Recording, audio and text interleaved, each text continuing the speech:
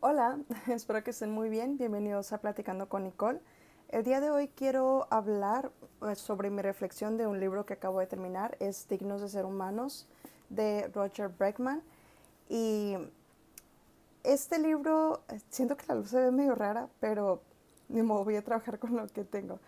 Este, este libro es una nueva perspectiva, incluso acá lo dice, nada más que no lo alcanzan a leer porque tiene como el espejo, el efecto espejo, ¿no?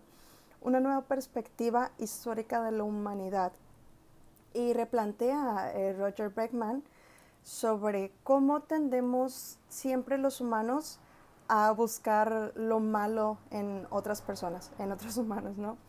Y cuenta historias en las que creeríamos que la humanidad es muy mala, pero la cuenta desde esta perspectiva en la que te cuenta un poquito como de la verdad, ¿no? De la verdad humana, que siempre sale lo bueno de los humanos en muchas situaciones.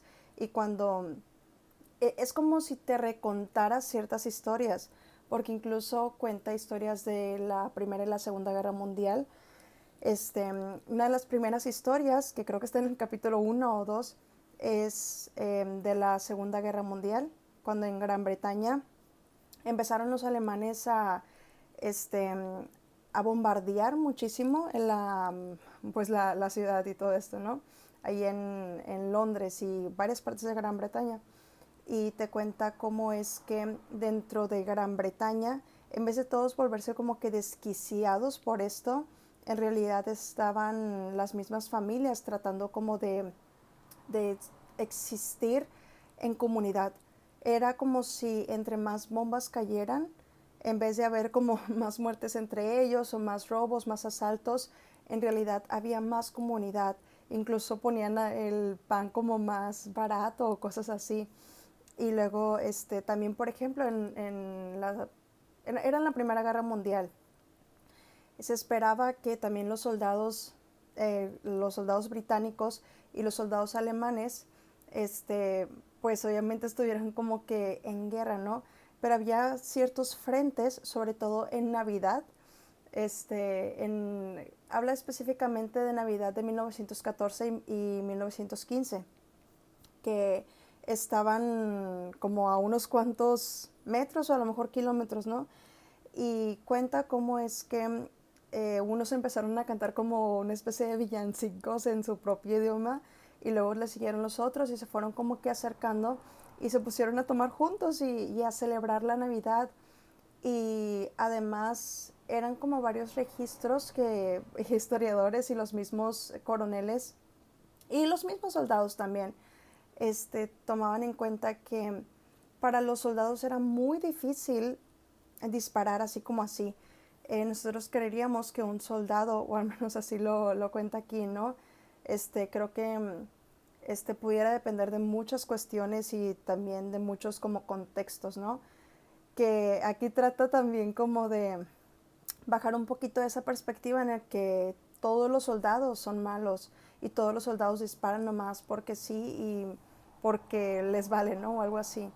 Y decía que la mayor parte del tiempo muchos soldados disparaban solo cuando el superior los observaba y siempre trataban como de disparar como a otro lado. Sobre todo, sí, me acuerdo de una, porque fue incluso una de las últimas historias, este, en estas mismas navidades en las que estaban coexistiendo los alemanes y los británicos, contaba en una de sus cartas a alguien que, bueno, era como un mensaje, ¿no? En forma de carta, pues porque así eran antes, de los alemanes para los británicos y les decían que iban a tratar de disparar por encima de las cabezas porque pues tenían que disparar, iban a llegar también los jefes y todo eso, los superiores, y pues tenían que disparar. Y luego también había cartas como de, nos vemos ya que acabe la guerra, de que te visito, así. Estaba muy bonita, incluso habla también como de varios experimentos que han hecho varios científicos y como hay algunos científicos que han tratado como de manipular los resultados de de los análisis Este, y sí, de todo eso, ¿no? De los experimentos, como, no recuerdo cuál es la palabra que utilizan, pero tratan de los estudios, tratan de hacer como, cómo responderían ciertos niños ante ciertas situaciones, ¿no? Incluso dividían en uno de los estudios, análisis, a dos grupos de niños y los niños en cuanto se encontraban primero estaban como de tentando el terreno, ¿no? Y ya después trataban, simplemente comenzaban a jugar y pronto algunos niños se dieron cuenta que los que estaban haciendo el análisis estaban tratando de hacer cosas para que se llevaran mal. Es como este estudio ya contado desde Roger Beckman, es como por naturaleza tendemos a llevarnos bien con las personas y a lo mejor son cosas diferentes que ya nos hacen que nos empiecen a caer mal, ¿no? O como en este caso, se trataba de probar que los grupos distintos por naturaleza no se llevaban bien, sin embargo, se llevaban muy bien a pesar de que unos tenían una camisa azul y otros camisa roja y eso era como un distintivo, nada más los niños tendían como a responder diferente o a lo mejor se iban un poquito más de con el grupo que tenía la camisa roja porque era como parte de una identidad, sin embargo no tendían a simplemente llevarse mal y las como riñas que hubo, las diferencias fue por cosas que los científicos habían causado. Y te hablan muchos ejemplos así.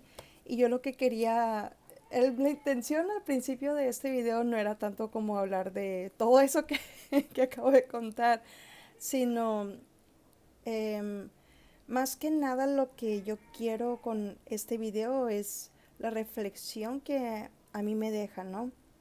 Y es que sobre todo cuando yo inicié con mi trabajo, yo soy periodista, eh, me fui muchísimo para tratar de ver como lo malo de las personas. Siento que caí mucho en eso. Y a partir de este libro es como que también genera otra perspectiva, incluso algunas situaciones que viendo en retrospectiva y alguna situación que me ocurrió anteriormente que después quiero hablar más de ese tema, ¿no? Fue un accidente que tuve. Cómo cambia la perspectiva que tengo de las personas, porque cuando estás en un área donde te toca ver muchas cosas que tú sabes que no están bien, comienza como a quitarse esa fe en la humanidad, ¿no? Entonces, eh, creo que varias de las situaciones, como esto de los soldados, por ejemplo, que pues eran guerras muy difíciles, incluso aquí lo dice, todas las personas pues son humanas, todos tienen una mamá, todos tienen hobbies y cosas que los hace humanos, pero ante ciertas situaciones tendemos a no ver esa humanidad en las personas. Y yo creo que es mucho de lo que nos falta actualmente, ¿no? Bueno, es lo que siempre va a ser necesario tener la humanidad. No es que nos falte, sino es como recordar que está ahí. Tenemos que recordar que hay humanidad en otras personas y hay humanidad también en nosotros mismos. Tenemos que comenzar a identificar la humanidad en nosotros mismos y después ya lo vamos viendo en otras personas, ¿no? Y eso era una de las cosas que me hizo reflexionar este libro sobre la humanidad que tendemos a olvidar que existe, ¿no? Incluso a mí me pone mucho a pensar estas situaciones de guerra. Actualmente yo vivo en una ciudad que está técnicamente en guerra. No quiero abundar mucho en eso, pero las personas que están como en esta guerra, trato de reflejar eso, ¿no? De hacer un espejo. Es como ellos tampoco quieren disparar o algo así, ¿no? O más bien, tú los ves a estas personas y tienen como muchos químicos encima de ellos, muchos estupefacientes y cosas así, ¿no? O muchas, gas. Y no sé si será eso la pura convicción que los hace como continuar con esto, ¿no? Me, me pone mucho a pensar y creo que este tipo de libros o la mayoría de los libros que leamos tienen que ser algo así, ¿no? ¿Cómo es que sin importar el contexto, porque incluso todo se tiende a repetir de alguna manera u otra, o cómo situaciones que se viven en otros países también se reflejan en nuestra propia ciudad o en nuestra propia comunidad, en nuestro propio barrio, ¿no? Y, y es eso, todo el tiempo se nos bombardea con historias o noticias de personas que viven en guerra y que incluso están en nuestro alrededor y cómo puedo ver yo la humanidad en eso, incluso cómo puedo ver compasión en ellos, ¿no? Y es un poco como, bueno, pues es que a lo mejor de verdad no conocen algo más, de verdad no conocen muchas de las cosas que gracias a Dios a mí me ha tocado conocer y que no me ha llevado por esos caminos. Y no es que se justifique, pero comprendo por qué muchas personas se van a esos caminos tan difíciles. Em, Comprendo cómo es que la necesidad de primero llevar un pan a tu casa te hace entrar a mundos de los cuales no puedes salir y la única escapatoria parece ser este puedes pasar a mejor vida, ¿no? Y yo no puedo comprender eso, ¿no? Es como más bien yo, yo no lo vivo todos los días o yo no he pasado alguna vez por esa situación. Yo, gracias a Dios, no me he tenido que enfrentar a eso, ¿no? De esa desesperación, de no importa qué haces, em, tienes que irte a otro mundo. Incluso hay una parte, aquí hay una historia, creo que se llamaba el señor Julio Díaz, no me acuerdo muy bien. Em, Vivía en Nueva York y llegaba de su trabajo y pasaba por el tren, bueno, sí, metro, bueno, da igual, ¿no? Y se bajaba como en cierta estación para poder llegar a un, creo que les dicen diner, que es como una tipo cenaduría o algo así, no, no sé. Y llegaba a cenar ahí prácticamente todos los días. Y al salir del vagón, o alguien lo asalta. Y hacía como mucho frío y todo esto, ¿no? Y se puso a pensar el señor que lo más seguro es que si tenía que estar en esa situación en la que robaba incluso sin un abrigo, debía tener mucha necesidad. Y es cuando le dijo primero le dio como la cartera, ¿no? Porque le había puesto la navaja. Y le dijo, espera, si vas a seguir haciendo esto te voy a dar mi abrigo. Y el asaltante se quedó como de, ¿qué está pasando? Y fue cuando le dijo eso, ¿no? Si estás pasando por toda esta situación, significa que de verdad debes necesitarlo. Y lo invitó a comer, se fueron al mismo diner y ahí sí cenaron y todo, ¿no? Y ya esa historia es un poco como si está dispuesto a arriesgar también su vida, incluso la vida de alguien más, ¿no? Porque pues pueden pasar un montón de cosas. Debe estar muy desesperado esa persona. Hay muchas situaciones en la vida que nos hacen actuar con mucho desespero y tratar de resolverlas ya porque ya no sabes ni qué hacer. Y creo que esa es la comprensión que podemos llegar a tener de las personas o de las cosas, de las situaciones. Y nos lleva a esa compasión en la que no justificamos ni condonamos al como 100%, ¿no? Porque igual creo que esto sería como el karma o la consecuencia para cada persona, el que cada día es cada vez más difícil.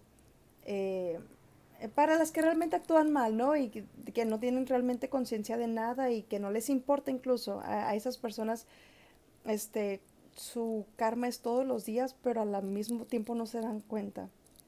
Entonces, este, creo que esa nueva perspectiva en la que todos somos humanos y todos tratamos de hacer el bien, pero estamos como siempre alertas de que es que pensamos que todas las demás personas siempre van a actuar mal y siempre estamos muy alertas y tratamos de cuidarnos.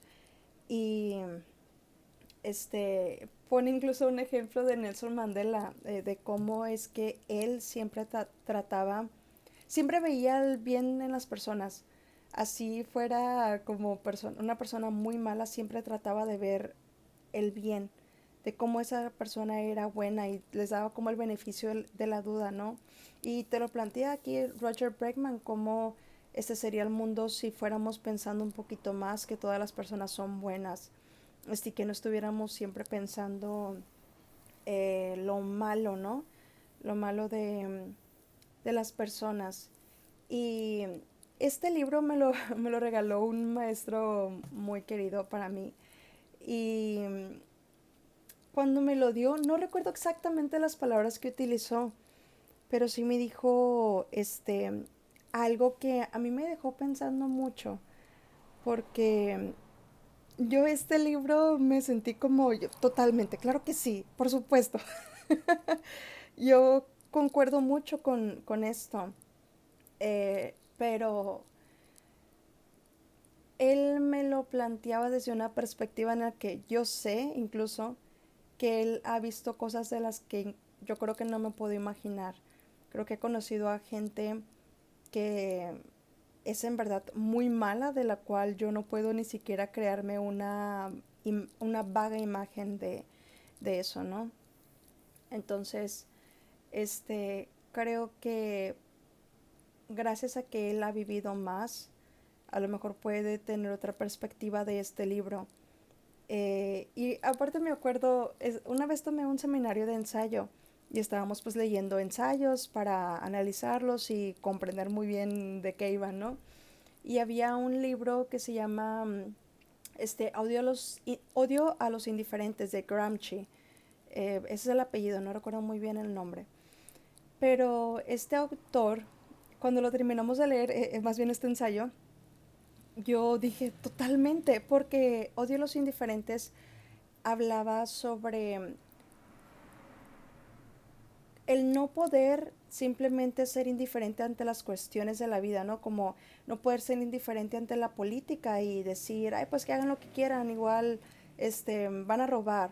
O ante los crímenes, todas las injusticias que se cometen todos los días, ¿no? Él lo planteaba como odio a los indiferentes porque no puedes ser un tibio simplemente, ¿no? Tienes que hablar, tienes que decir las cosas o tienes que, por lo menos, señalar desde la perspectiva como de que por lo menos visibilice y se haga algo a partir de eso, ¿no? Más o menos así hablaba, tengo que volverlo a leer porque incluso quiero escribir sobre eso, pero yo recuerdo que cuando lo terminamos de leer, yo dije, por supuesto, soy yo completamente.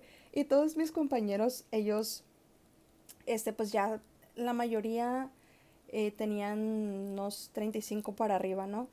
Y yo, pues todavía tenía 25, me parece, cuando tomé el seminario, 26, no me acuerdo.